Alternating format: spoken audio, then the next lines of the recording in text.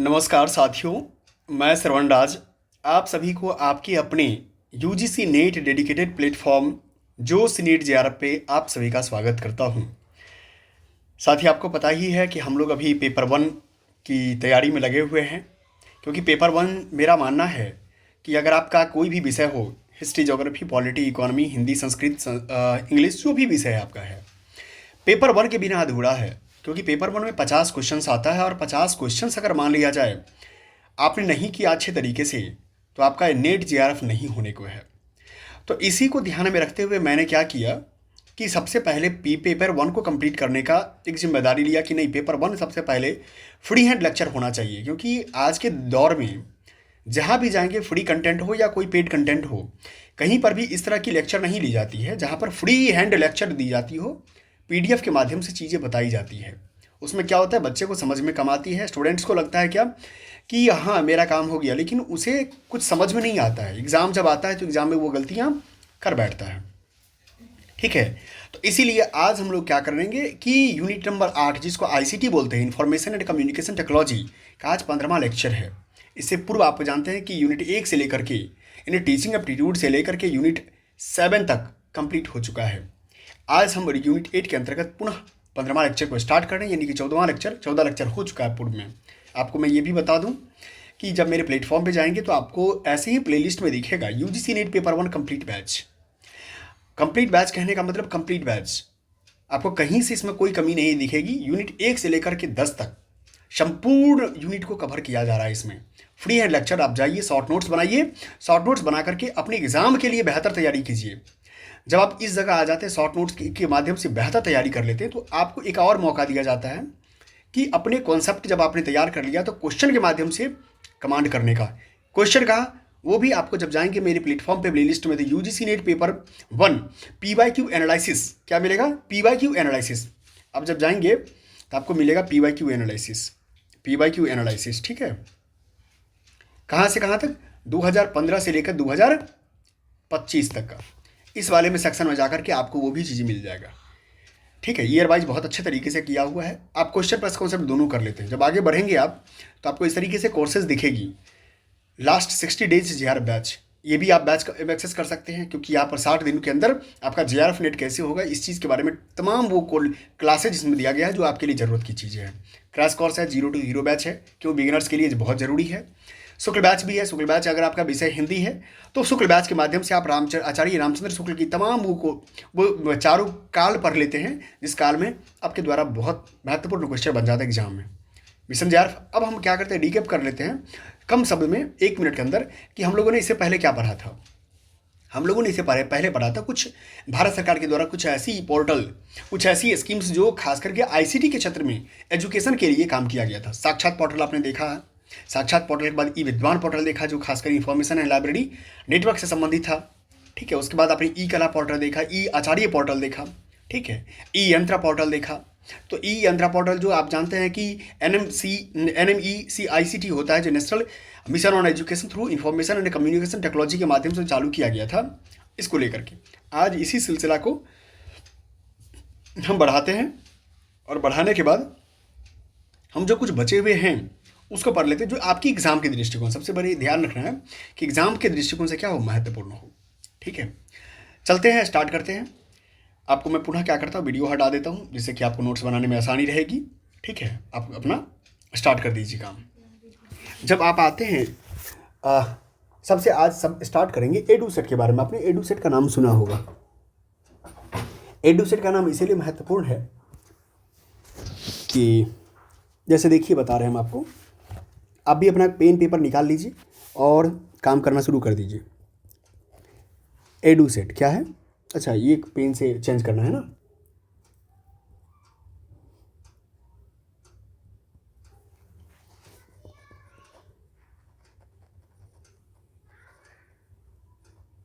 Edu set, ये edu set क्या है,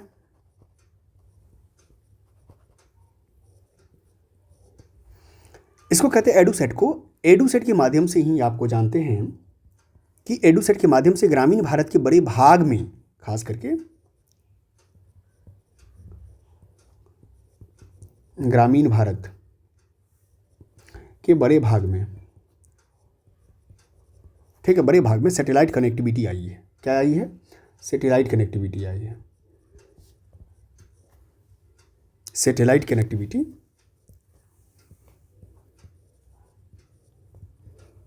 ये आपको पता होगा, क्योंकि एडुसेट का मतलब ही होता है एजुकेशन प्लस सैटेलाइट। क्या होता है? एजुकेशन के थ्रू सैटेलाइट, एजुकेशन जो है सैटेलाइट के थ्रू आएगा आपके। आप कहते हैं आपने सुना होगा, इग्नू का नाम सुना होगा, इंदिरा गांधी राष्ट्रीय मुक्त विश्वविद्यालय, खासकर ऑनलाइन पाठ्यक्रम को प्रस्तुत करने के लिए उपग्रह, टीवी और इंटरनेट टेक्नोलॉजी का लाभ उठा रहा है। जैसे आपने इग्नू का नाम सुना होगा, इग्नू का नाम सुना होगा। इग्नू क्या किया कि अपना जो ऑनलाइन उसका जो क्लासेस था, ऑनलाइन जो क्लासेज है, इसके लिए वो सबसे ज़्यादा क्या किया, इसी का सैटेलाइट का यूज किया, उपग्रह का, टीवी का और इंटरनेट टेक्नोलॉजी का यूज किया। ठीक है, अब आपने एडुसेट का नाम सुन लिया। ठीक है, अब हम नेक्स्ट आपको बता रहे हैं जो ज़्यादा ज़रूरत की चीज़ें हैं। एक आता है ज्ञान दर्शन। ये कहेंगे सर ये ज्ञान दर्शन क्या है, आप इसको देख लीजिए। ज्ञान दर्शन, ये ज्ञान दर्शन जो है आपको 2000 में शुरू किया गया था। कब किया गया था शुरुआत? शुरुआत हुआ था 2000 में। ठीक है, 2000 में हुआ था शुरुआत। ज्ञान दर्शन जो इग्नू और आईआईटी का संयुक्त प्रयास है। ये पर किसका प्रयास था?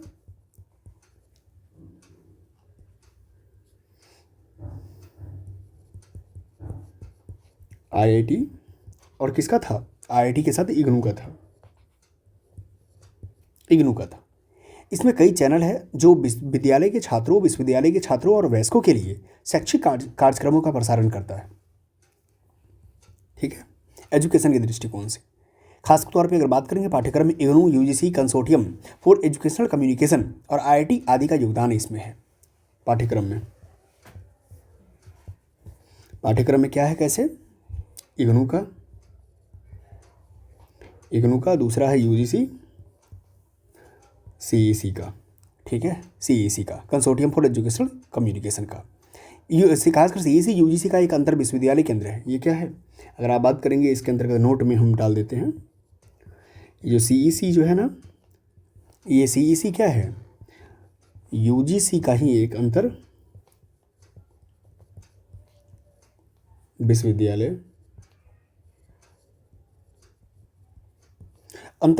केंद्र है। ठीक है, अब हम नेक्स्ट चलते हैं। जब आपका ज्ञान दर्शन कंप्लीट हो गया, ज्ञान दर्शन के बाद हम आते हैं ई ज्ञान कोश।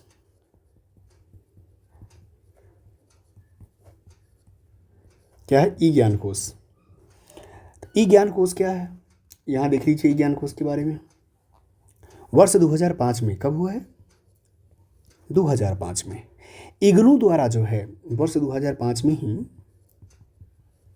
इग्नू के द्वारा जो है डिजिटल शिक्षा के लिए, किसके लिए? डिजिटल शिक्षा के लिए, डिजिटल शिक्षा के लिए प्रारंभ किया गया था। ये भी आपको पता है। दूसरी बात आती है कि इसमें इग्नू की लगभग 95% जो है, जो मुद्रित प्रिंटेड सामग्री को डिजिटाइज और डिपॉजिटरी पर अपलोड किया गया था। क्या किया गया थे? इग्नू का जो है लगभग मान लीजिए ना 95% जो इसका स्टडी मटेरियल है, क्या है? 95% स्टडी मटेरियल को क्या किया गया? प्रिंटेड करके, मतलब मुद्रित सामग्री को डिजिटाइज किया गया और डिपॉजिटरी पर अपलोड किया गया। ठीक है, ये आप कहाँ पढ़ रहे हैं? ई ज्ञान कोश में पढ़ रहे हैं। आप जब जाएंगे ई ज्ञान कोश में तो आपको इग्नू के कई सारे स्टडी मटेरियल यूं ही दिख जाएगा आपको। ठीक है, अब नेक्स्ट आता है कि एक चीज़ शैक्षिक संचार कंसोर्टियम। कहेंगे सर ये क्या है?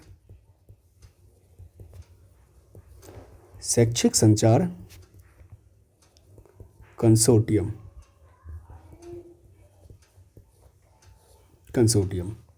जैसे मान लो 87, इसमें जो है ना 87 स्नातक का यूजीसी के द्वारा जो 87 स्नातक पाठ्यक्रम के लिए ई सामग्री के निर्माण का काम सौंपा गया। क्या किया गया? इसे जो है 87 स्नातक पाठ्यक्रमों के लिए जो है ना क्या किया गया, ई सामग्री, ई कंटेंट, समझ लीजिए, ई कंटेंट के निर्माण के लिए जो है ना का काम दिया गया था, काम सब किसको? शैक्षिक संचार कंसोर्टियम को। ठीक है, जिसको आप कुल मिला के कह सकते हैं। अब हम आगे बढ़ते हैं। अब नेक्स्ट मेरा टॉपिक, जो नया टॉपिक आपके लिए आज की शुरुआत होगी, वो टॉपिक का नाम है आईसीटी और सुशासन। क्या नाम है? आईसीटी और सुशासन। ये बहुत ही हिट टॉपिक है, यहाँ से कई बार क्वेश्चन आ गया है। आईसीटी एंड गवर्नेंस, आईसीटी और गवर्नेंस। ठीक है, ओके। अब हम आगे चलते हैं, इसके बारे में डिटेल्स बताते हैं कि ये आखिर किस प्रकार से आईसीटी और गवर्नेंस के बीच में कनेक्टिविटी है। एक सही गवर्नमेंट, आपने सुना होगा मिनिमम गवर्नमेंट और मैक्सिमम गवर्नेंस, ये क्या होता है उसके बारे में भी मैं बात करूंगा आपसे। अब देखिए, सबसे पहला तो जानकारी के तौर पे आपको होना चाहिए कि जो शासन प्रणाली में अगर हम आईसीटी को जोड़ दें तो उसको सुशासन या ई प्रशासन या ई गवर्नेंस भी कहा जा सकता है। जैसे अगर शासन प्रणाली है प्लस आईसीटी है, अगर हम दोनों को जोड़ देते हैं तो हम इसको सुशासन कह सकते हैं। ठीक है, सुशासन कहिए, ई प्रशासन कहिए, या ऑब्लिक देकर के देते ई गवर्नेंस कहिए। समझ में आ गया होगा आपको? शासन प्रणाली plus ICT is equal to सुशासन ऑब्लिक ई प्रशासन ऑब्लिक ई गवर्नेंस। ठीक है, अब सुशासन या ई गवर्नेंस या ई प्रशासन मुख्यतः क्या काम करता है? ये कहता है सरकारी प्रक्रिया को के लिए जो है ना, के लिए आईसीटी का अनुप्रयोग करता है। क्या करता है? आईसीटी का अनुप्रयोग करता है। इसमें कहीं से कोई दो राय की बात नहीं है। अब हम आते हैं देश में, खास तौर पे अगर वास्तविक क्षेत्र की बात करें ना, तो देश के में, जैसे भारत देश मेरा इतना बड़ा विशाल देश है, भारत में पॉलिसी को लेकर के नीति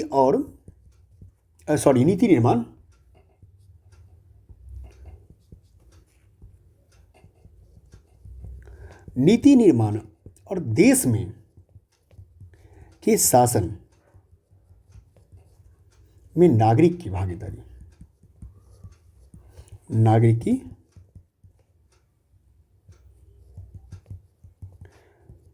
भागीदारी को सम्मिलित करता है। क्या करता है? देश में भागीदारी को सम्मिलित करने का काम करता है।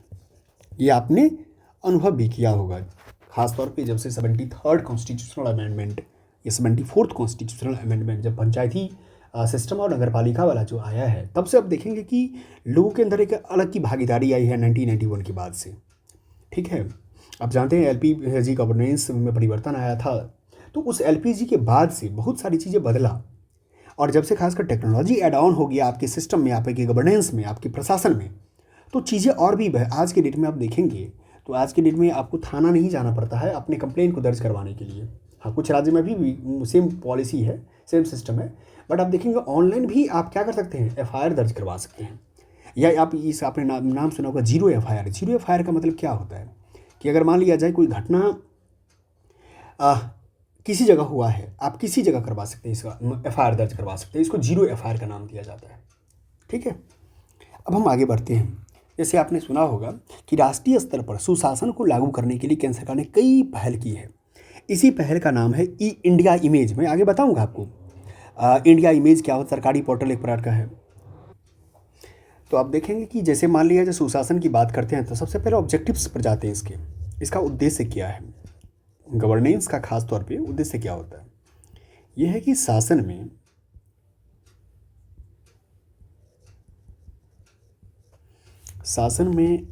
अधिक से अधिक क्या करना है, अधिक से अधिक नागरिक भागीदारी,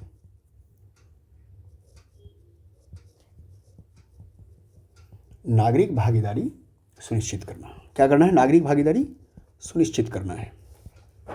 ठीक है, ये आपको ऑब्जेक्टिव पता चल गया। आपने एक बात और सुना होगा कि अगर मान लेते हैं कि वास्तव में सुशासन के माध्यम से स्मार्ट गवर्नेंस का उद्देश्य प्राप्त करने की कोशिश की गई है। स्मार्ट गवर्नेंस क्या होता है, अगर मैं आपको एक बात बताऊं कि प्राप्ति के तौर पे स्मार्ट गवर्नेंस की बात होती है।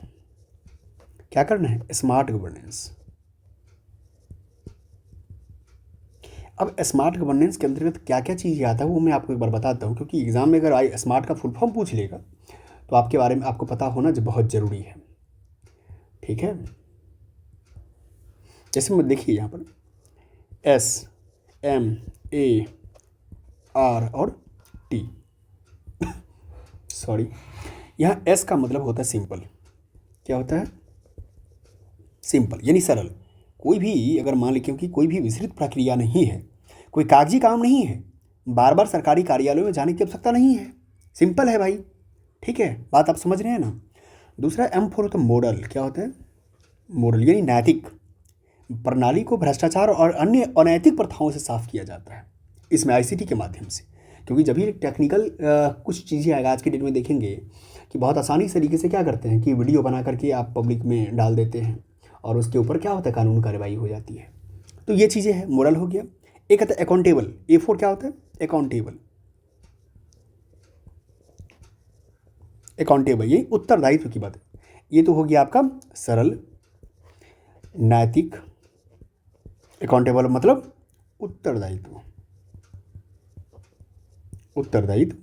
ठीक है, उत्तरदायित्व किस, चूंकि सभी जानकारी सार्वजनिक डोमेन में है, आपको भी पता है, इसीलिए सरकार का उत्तरदायित्व हो जाता है कि यहाँ भारत में RTI अधिनियम को जानना भी आवश्यक है। इसी के अंतर्गत आता है RTI। ठीक है, क्या RTI अधिनियम आता है, RTI अधिनियम आ जाता है। ठीक है, अब आता है R फॉर रिस्पॉन्सिबल। क्या आता है,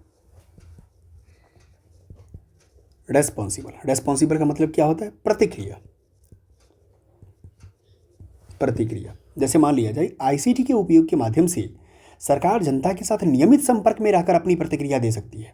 अगर मान लिया जाए आज की डेट में देखिए आप रेलवे में ट्रैवल कर रहे हैं और रेलवे में अगर किसी प्रकार का आपके साथ कोई गलत होता है तो आप तुरंत क्या कर देते हैं, गवर्नमेंट को टैग करके ट्वीट कर देते हैं या कुछ भी तरह की चीज़ें कर देते हैं। तो इससे क्या होता है, रिस्पॉन्सिबल, और गवर्नमेंट को तुरंत सूचना मिल जाती है कि हमारे मतलब क्लाइंट के साथ या हमारे सिटीजन के साथ कुछ प्रकार की गड़बड़ी किया गया है, तो उसके ऊपर एक्शन ली जाती है।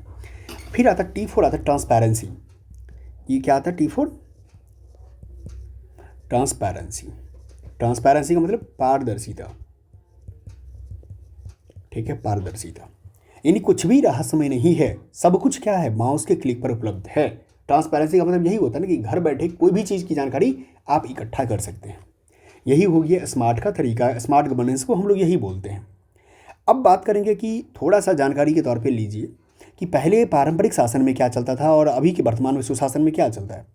तो थोड़ा बहुत तो अंतर आप जानते हैं कि जिस समय प्रकृति के तौर पर आज के डेट पे ट्रांसपेरेंट हो गया, पहले नहीं वो क्या होता था, सीक्रेट रहता था कोई भी चीज़ों को। आज के डेट में समानांतर कोई काम होता है, हॉरिजॉन्टली अपना काम चलते रहता है। उस समय एक हायरार्की होता था कि ऊपर करेगा तब नीचे करेगा, तब फिर नीचे करेगा। आज के में डायरेक्ट और फास्ट होता है, उस समय वन वे होता था। बस यही सब चीज़ें हैं। ठीक है, अब हम बात करते हैं कि खासतौर पे जो केंद्र सरकार सुशासन के उचित क्रियान्वयन के लिए राष्ट्रीय सुशासन या गवर्नेंस एक्शन प्लान जारी किया है। क्या करता है केंद्र सरकार, जो है केंद्र सरकार मतलब उचित क्रियान्वयन, सुशासन के उचित क्रियान्वयन के लिए, सुशासन के उचित क्रियान्वयन के लिए क्या करने के लिए, क्रियान्वयन के लिए क्या किया गया है, राष्ट्रीय सुशासन या governance action plan, governance action plan, action plan. बात समझ में आ गया। ठीक है, ये सुशासन से कार्यक्रम से संबंधित है, आपको भी पता है। अब जब बात करेंगे कि इस जो ई गवर्नेंस एक्शन प्लान जब लागू करता है इसके कई सारे लाभ भी होते हैं। प्रशासनिक प्रक्रियाओं का स्वचालन हो जाता है, कार्यबल में कमी आती है, बेहतर सेवा वितरण होता है, तकनीकी और सहायक भूमिका होती है, पारदर्शिता आती है। ठीक है, इसी के तहत आपने देखा होगा सूचना टेक्नोलॉजी यानी सूचना टेक्नोलॉजी अधिनियम जो आप देखेंगे तो एक चीज़ आपको वो सबसे ज़्यादा महत्वपूर्ण जानकारी मिलेगी, सूचना प्रौद्योगिकी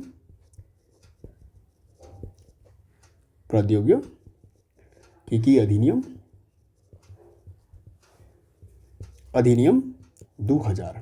क्या है? 2000 ई गवर्नेंस के लिए आवश्यक कानूनी ढांचा दिया। यही कानून जो है आपको कानूनी ढांचा दिया। क्या दिया? कानूनी ढांचा प्रदान किया। बात समझ में आ गया? अब बात करेंगे तो कि इसमें भी कुछ एक्ट है, इसमें भी अगर बात करेंगे आप इसके अंतर्गत जो अधिनियम की धारा 6 है। क्या है? धारा 6 है। ये धारा 6 जो है सरकार और उसकी एजेंसी सरकार और उसकी एजेंसी में इलेक्ट्रॉनिक मीडिया, उसकी इलेक्ट्रॉनिक जो रिकॉर्ड जो होता है, रिकॉर्ड और डिजिटल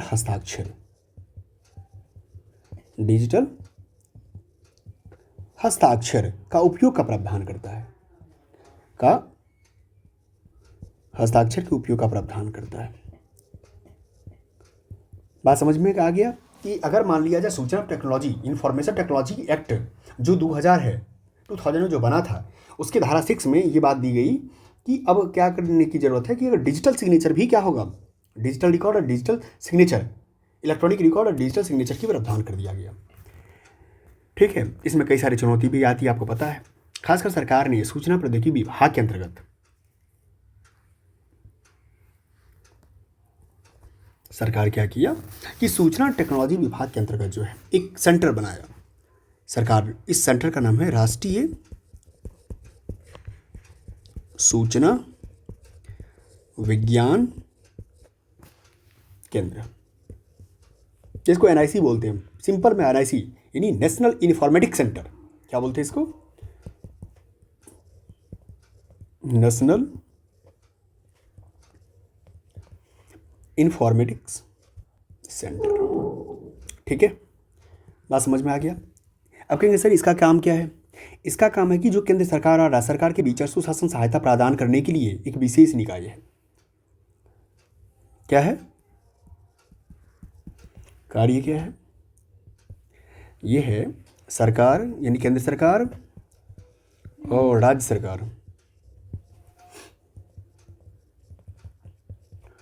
सरकारों के बीच और सुशासन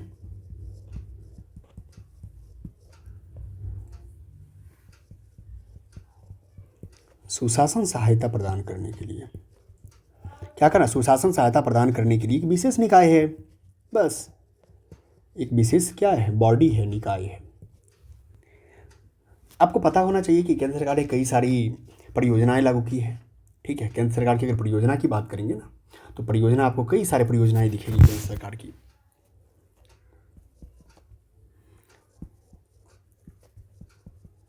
केंद्र सरकार की महत्वपूर्ण परियोजनाएं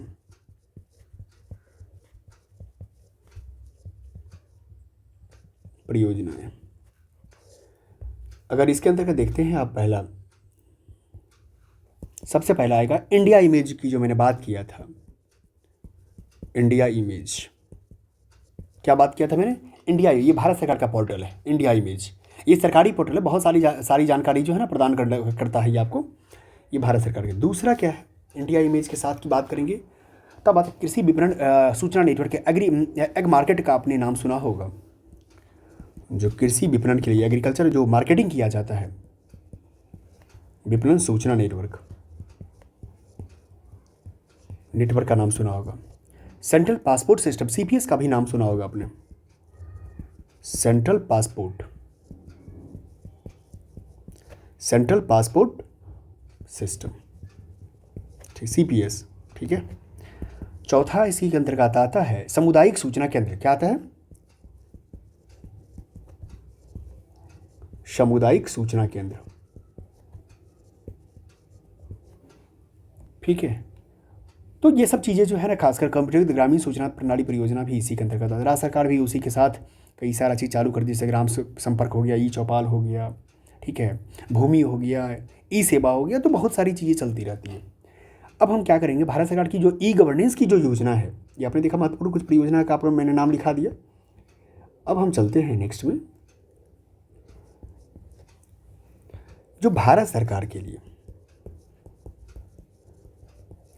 भारत सरकार की जो ई गवर्नेंस के लिए,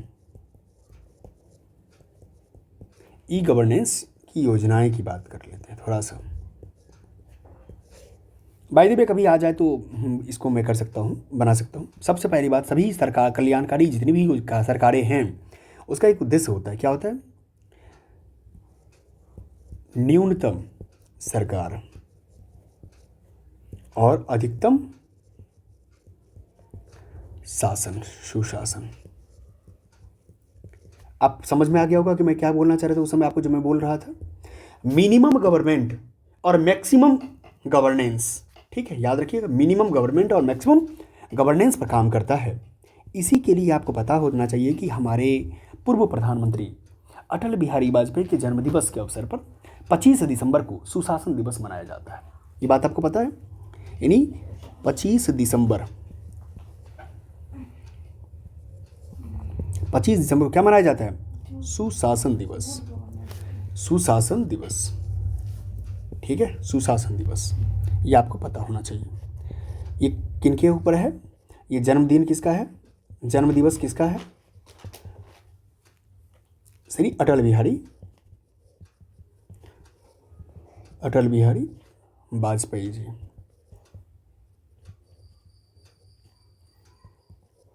अटल बिहारी वाजपेयी के जन्म दिवस पर यह चीज़ लाया गया था।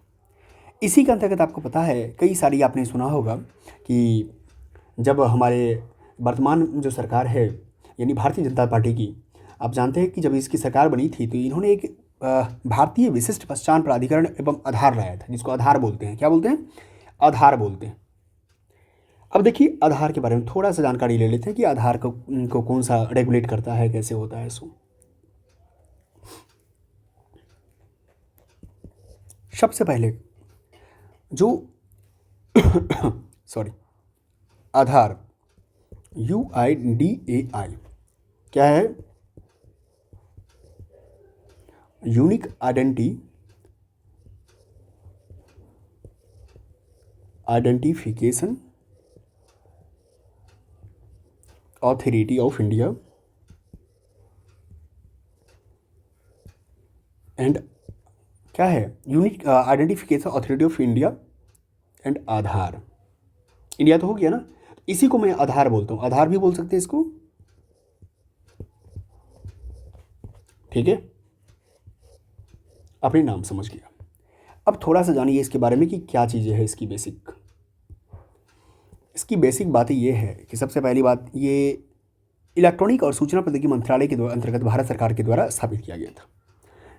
इसको बोलते हैं माइटी। ठीक है, माइटी के द्वारा जो है, माइटी के अंतर्गत जो है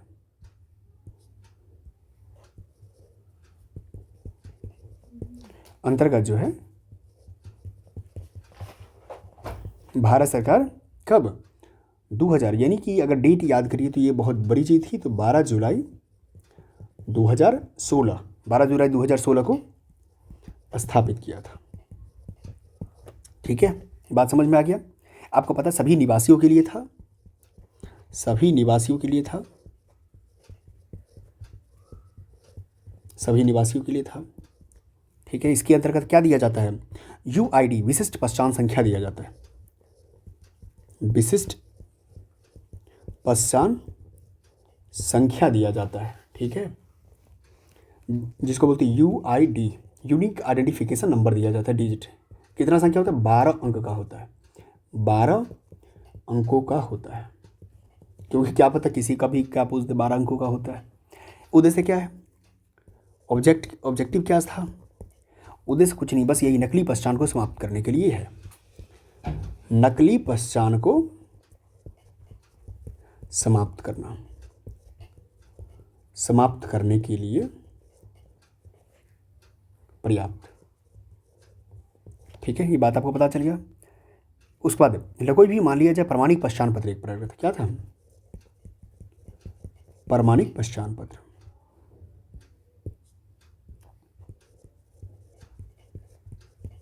प्रमाणिक पहचान पत्र जारी करना भी है। ठीक है, ये बायोमेट्रिक आधारित है, ये भी आपको पता होना चाहिए।